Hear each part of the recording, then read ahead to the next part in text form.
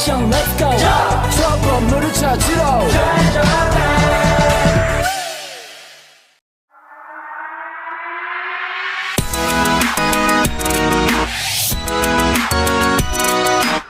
Halo semuanya, kami kelompok 1 akan menjelaskan perjalanan karir Crazy Rich asal Jakarta, Rudy Salim.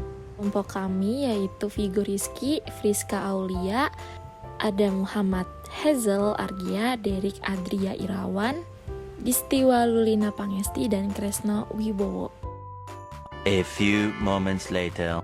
Rudy Salim merupakan pengusaha muda yang kerap kali disebut Crazy Rich Asian asal Pluit, Jakarta. Bagaimana tidak?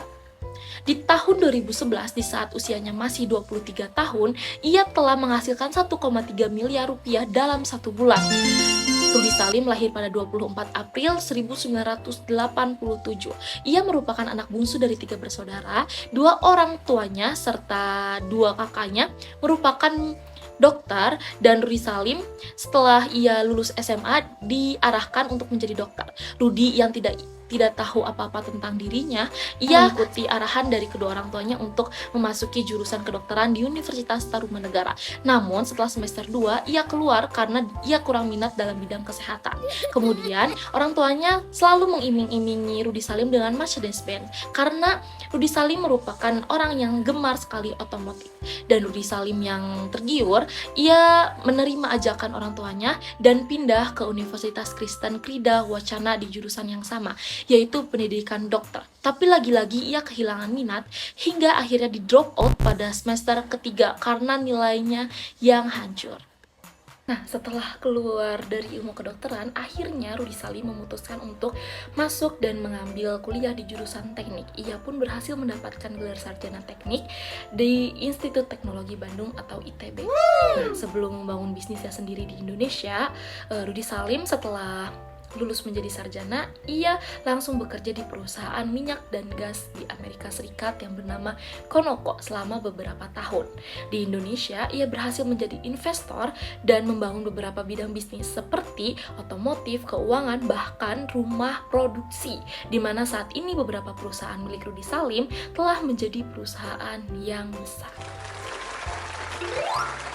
Akan menjelaskan apa-apa saja sih bisnis yang digeluti oleh toko bisnis yang kita pilih, yaitu Rudy Salim. Untuk yang pertama dan yang paling utama adalah bisnis otomotif milik Rudy Salim, yaitu yang diberi nama dengan Prestige Image Motor Cars.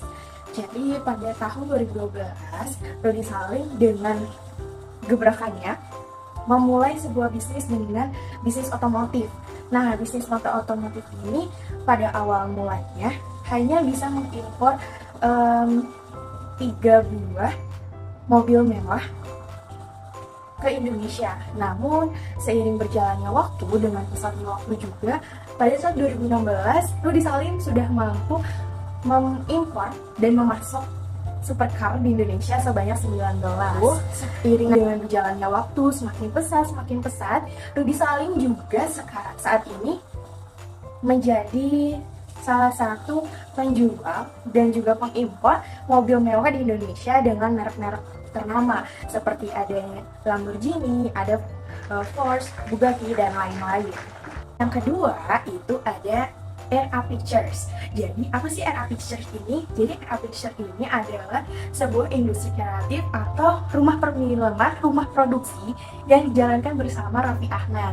Nah, ada salah satu film yang dihasilkan dari RA Pictures ini yang terkenal, salah satunya adalah 3D Hunter ya. Yang ketiga itu ada namanya Rans Cilegon FC. Apa sih Rans Cilegon FC ini? Jadi Rans Cilegon FC ini adalah sebuah klub sepak bola yang dimiliki oleh Rudy Salim yang dijalankan bersama Raffi Ahmad juga.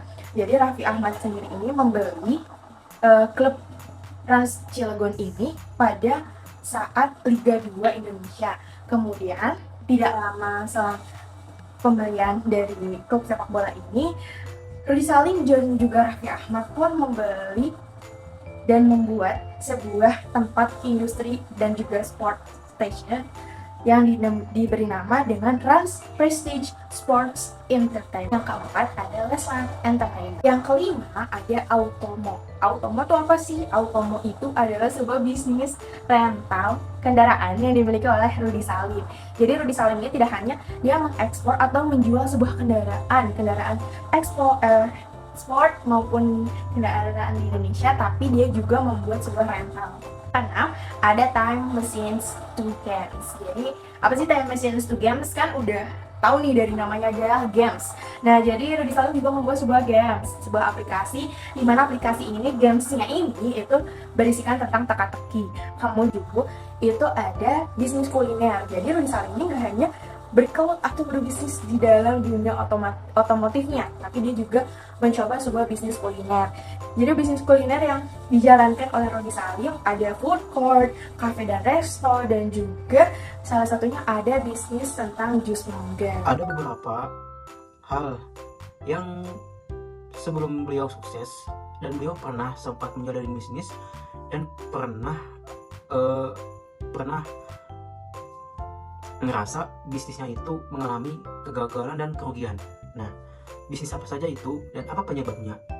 Yang pertama, bisnis beliau pernah bekerja di microfinance dan penyebab kegagalannya itu beliau pernah kena tipu. Jadi ceritanya itu beliau kerja di microfinance dan ada seorang sindikat yang mengatasnamakan perusahaan lalu melakukan jual beli aplikasi.